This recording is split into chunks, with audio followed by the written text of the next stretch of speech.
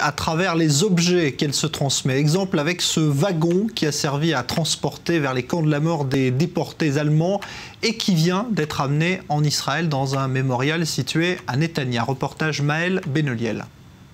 C'est dans un wagon comme celui-là qu'ont été transportés des millions de juifs pendant la Seconde Guerre mondiale.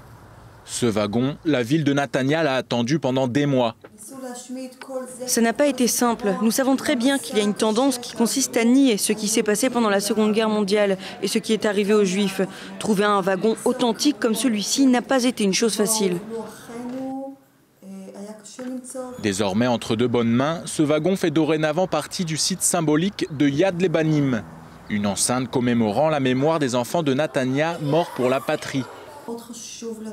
En tant que responsable de l'éducation, il est très important que les enfants de notre ville apprennent l'histoire et prennent conscience des fondements de la renaissance du peuple d'Israël.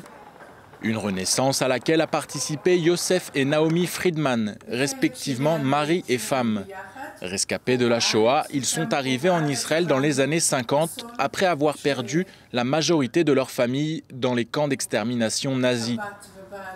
Des témoins miraculés pour qui ce wagon représente beaucoup. Nous étions considérés comme des animaux, comme des moutons. En tout cas, nous n'étions pas considérés comme des êtres humains.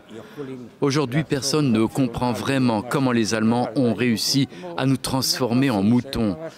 Et ce train avec ses wagons, c'était juste un moyen pour eux de nous rendre faibles et malades, sans compter tous ceux qui sont morts en chemin, afin de leur faciliter la tâche une fois arrivés à destination.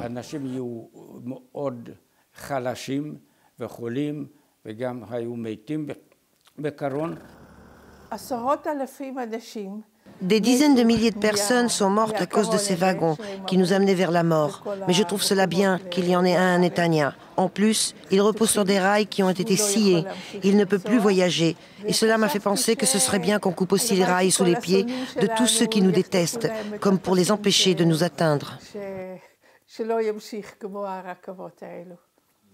Malgré la douleur du souvenir et tout ce qu'évoque ce wagon pour ce couple de survivants, Yosef n'en oublie pas pour autant de saluer l'initiative de la mairie de sa ville.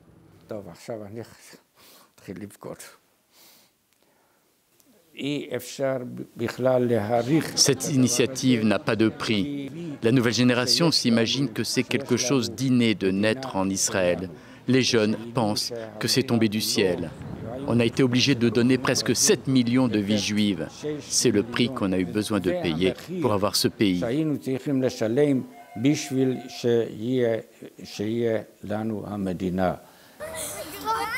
La valeur de ce simple wagon est inestimable. Il permettra aux enfants de Netanya et d'ailleurs de ne jamais oublier l'histoire de leurs grands-parents et de leur pays.